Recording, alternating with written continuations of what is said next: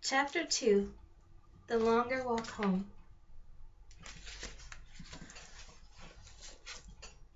I am so excited about this lesson, Alex told Connor as they walked home from school. This was something Connor was used to hearing his sister declare, and it was usually his cue to stop listening. Mrs. Peters made a very good point, Alex continued, excitedly speaking a mile a minute. Think about everything children miss out on when they're deprived of fairy tales. Oh, how terrible for them. Don't you just feel awful for them? Connor, are you listening to me? Yep, Connor lied. His attention was forced on an abandoned snail shell he was kicking along the sidewalk. Can you imagine a childhood without knowing all those characters and places? Alex continued. We're so fortunate that Dad and Grandma made such a good point of reading them to us when we were little. Very lucky, Connor nodded, although he wasn't exactly sure what he was agreeing with. Every day after school, the Bailey twins would walk home together. They lived in a charming neighborhood that was surrounded by more charming neighborhoods that were surrounded by another series of charming neighborhoods. It was a sea of suburbia, where each house was similar to the next but uniquely different at the same time. To pass the time as they walked, Alex would tell her brother about everything on her mind, all her current thoughts and concerns, a summary of everything she had learned that day, and what she planned to do as soon as they got home. As much as this daily routine annoyed Connor, he knew he was the only person in the world Alex had to talk to, so he tried his best to listen. But listening had never been Connor's forte. How am I ever going to decide which story to write about? It's so difficult to choose, Alex said, clapping her hands with excitement.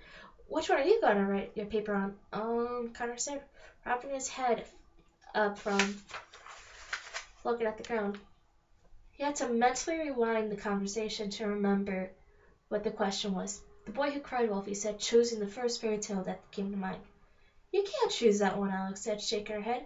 That's the most obvious one. You have to select something more challenging to impress Mrs. Peters. You should pick something with a message hidden deeper inside. One that isn't so on the surface. Connor sighed. It was always easier to just go along with Alex instead of argue with her, but sometimes it was unavoidable. Fine, I'll pick Sleeping Beauty, he decided. Interesting selection, Alex intrigued. What do you suppose the moral of the story was? Don't piss off your neighbors, I guess, Connor said. Alex grunted disapprovingly. Be serious, Connor. This is not the moral of Sleeping Beauty, she reprimanded. Sure it is, Connor explained. If the king and queen had just invited that crazy enchantress to their daughter's party in the first place, none of that stuff would have ever happened.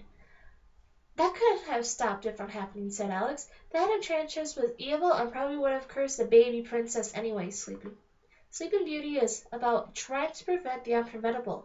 Her parents tried protecting her and had all the spinning wheels of the kingdom destroyed. She was so sheltered she didn't even know what the danger was, and she still pricked her finger on the first spindle she ever saw. Connor thought about this possibility and shook his head. He liked his version much better. I disagree, Connor told her. I've seen how upset you get when people don't invite you places, and you usually look like you would curse a baby too. Alex gave Connor a dirty look Miss Peters would have been proud of. Well, there's no such thing as their own interpretation. I have to say that is definitely a misread, Alex said.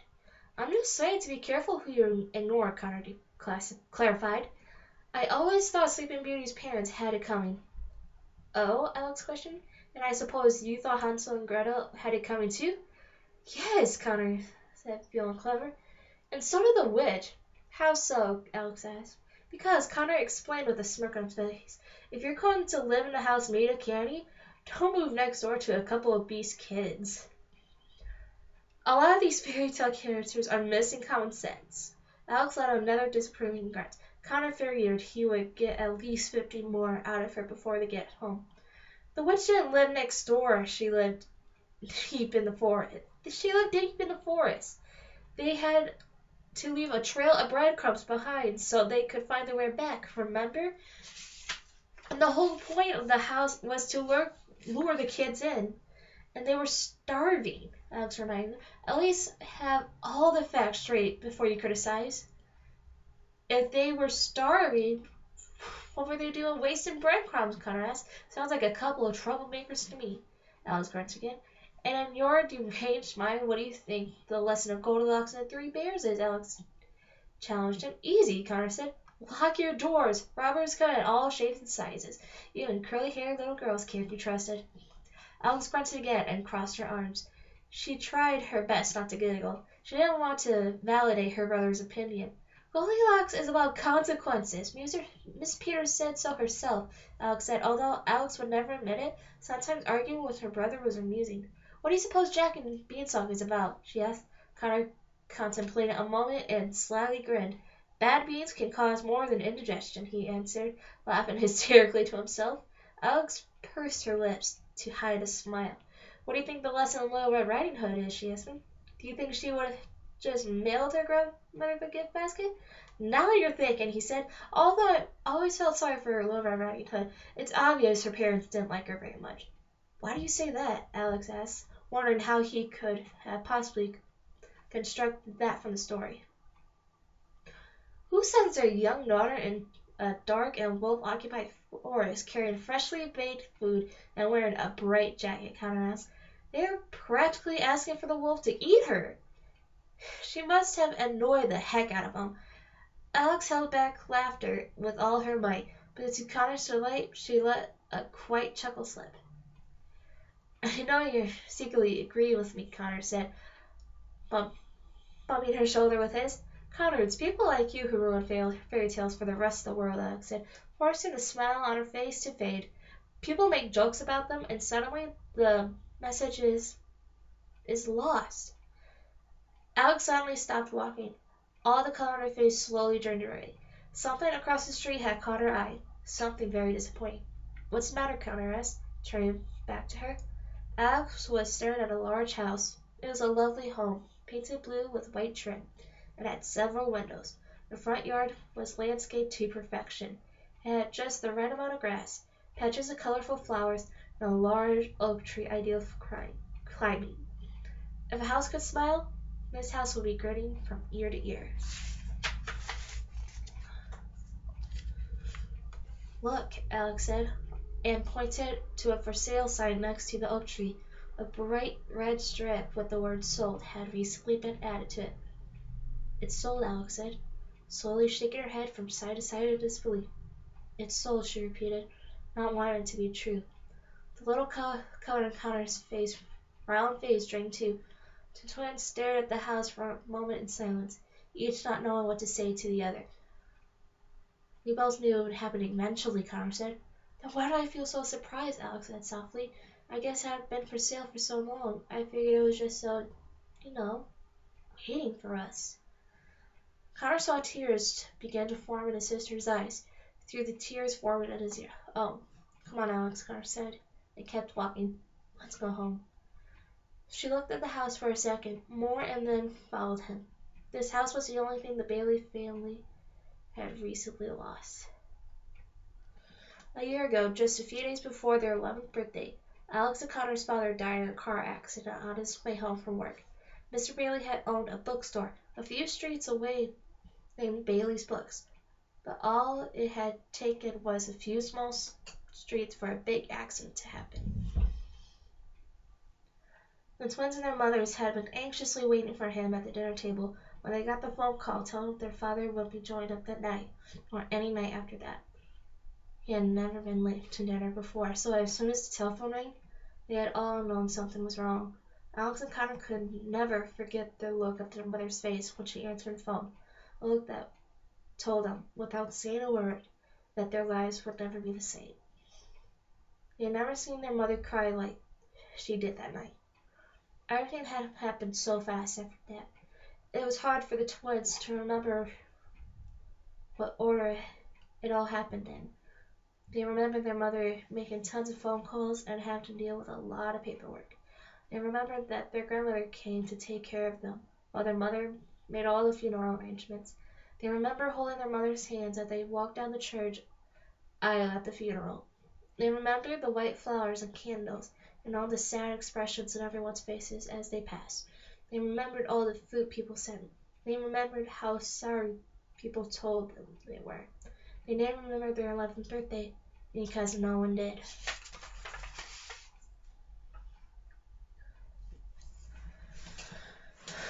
The twins remember how strong Grandma and Mom had stayed for them in the following months. They remember their mother explained to them why they had to sell the bookstore. They remembered that eventually their mother couldn't afford their beautiful blue house anymore, and they had to move into a rental house a little way down the street. They remembered Grandma leaving them once they were settled into the new, smaller house. They remembered returning to school and how falsely normal everything appeared to be. But most of all, the twins remembered not understanding why any of it had to happen. A full year had passed, and the twins still didn't understand it. People had told them it would get easier with time, but how much time were they talking about? The loss seemed to grow deeper each day without their dad. They missed him so much, sometimes, that they expected their sadness to swell out of their bodies. They missed his smile, they missed his laugh, and they missed his stories. Whenever Alex had a particularly bad day at school, the first thing she would do once she got home was jump on her bike and pedal to her dad's store. She would run through the front doors and find her dad and say, "Daddy, I need to talk to you." It didn't matter if he was helping a customer or putting brand new books on the shelves. Mr. Bailey would always stop what he was doing, take his daughter to the storage room in the back, and listen to what had happened. "What's the matter, sweetheart?" he would ask with big, concerned eyes. "I had a really bad day today, Daddy," Alex said on one occasion. "Are the other kids still teasing you?" he asked. "I can call the school and ask your teacher to have a talk with them." "That wouldn't solve anything," Alex said through sniffles. "By publicity persecuting me, they would fill an insecure void caused by social and domestic neglect." Mr. Bailey scratched his head. "So what you're saying, sweetheart, is that they're just jealous?" he asked her. "Exactly," Alex said. "I read a psychology book in the library today at lunch that explained it." Mr. Bailey let out a proud laugh. His daughter's intelligence constantly amazed him. "I think you're just too bright for your own good, Alex," he said. "Sometimes I was like everyone else," Connor confessed. "I'm tired of being lonely, Daddy. If being smart and being a good student means I'll never have friends, then I wish I was more like Connor." "Alex, have I already told you the story about the curvy tree?" Mr. Bailey asked. "No," Alex answered. Mr. Bailey's eyes lit up. They always did when he was about to tell a story. "Well," he started, "one day when I was very young, I was walking around the woods when I saw something very peculiar. It was an evergreen tree, but it was different from any other evergreen tree I had ever seen. Instead of growing straight out of the ground, its trunk curved and wound in circles like a large vine." "How?" Alex was utterly entranced. "That isn't possible. Evergreens don't grow like that." "Perhaps someone forgot to tell that to the tree," Mr. Bailey said. "Anyway, one day the loggers came and cut down every single tree in the area, except the curvy tree." "Why?" Alex asked. "Because they figured it was unusable," Mr. Bailey answered. "You could never make a table or a chair or a cabinet out of it. You see, the curvy tree may have felt different from the other trees, but its uniqueness is what saved it." "Whatever happened to the curvy tree?" Alex asked. "It's still there today," Mr. Bailey said with a smile. "It's growing taller and taller and curvier every day." A tiny smile grew on Alex's face. "I think I get what you're trying to tell me, Daddy," she said. "I'm glad," said Mr. Bailey. "Now all you have to do is wait for the loggers to come and chop down all your pears." Alex laughed for the first time, and Mr. Bailey always knew how to cheer her up. It took the twins twice as long to walk home since they moved to the rental house. It was a boring home with brown walls and a flat roof. Windows were few, and the front yard consisted only of a plain grass lawn that was barely alive because the sprinklers didn't work. The Bailey's home was cozy, but cluttered. They had more furniture than they had room for, and none of it matched the house because it was never intended to. Even though they had lived there for more than half a year, unpacked boxes are still lined up against the wall. None of them wanted to unpack them. None of them wanted to admit they were staying as long as they actually were. The twins immediately went upstairs into their separate bedrooms. Alex sat at her desk and started her homework. Connor laid in his bed and started a nap. Alex's bedroom could have been mistaken for a library if it weren't for the bright yellow bed tucked away in the corner. Bookshelves of all heights and widths lined the room, holding everything from chapter books to encyclopedias. Connor's bedroom was more like a cave, in which he apparently hibernated whenever he could. It was dark and messy. Patches of carpet could be seen in between piles of dirty clothes. A half-eaten grilled cheese sandwich rested on the floor and had been there far too long for anyone's peace of mind. An hour or so later, the twins heard sounds that meant their mother was visiting from work, and they went downstairs to join her in the kitchen. She was sitting at the table while on the phone, flipping through a stack of envelopes she had just collected from the mailbox. Charlotte Bailey is a very pretty woman with red hair and freckled skin that the twins undoubtedly had inherited from her.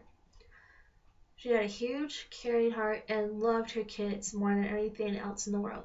Unfortunately, they hardly ever saw their mother anymore. She was a nurse at the local children's hospital and was forced to work constant double shifts to support the family since her husband passed away. Mrs. Bailey was already gone before the twins woke up every morning and would get home after the twins had gone to sleep. The only time she had with the twins anymore was the brief lunch and dinner breaks she spent at home.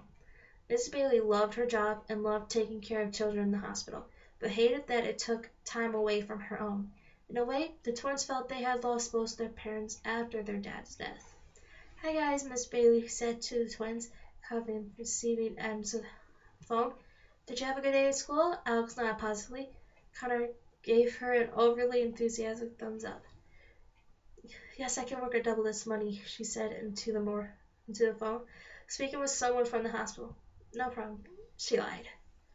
Most of the envelopes she was looking through had bright red warning stickers saying final notice or payment due.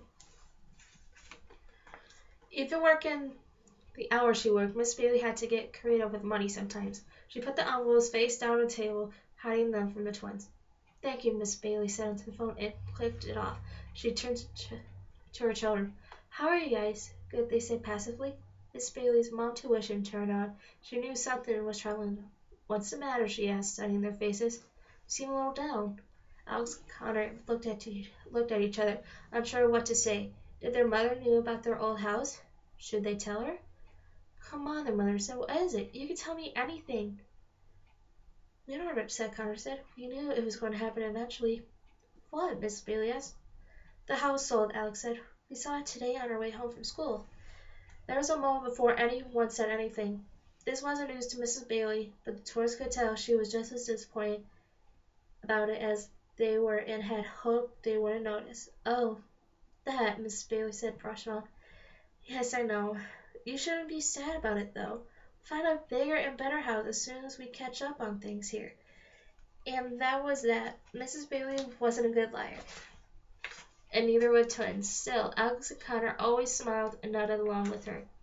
"What did you learn in school today?" their mother asked. "So much," Alex proclaimed with a huge smile. "Not much," Connor mumbled in a scowl.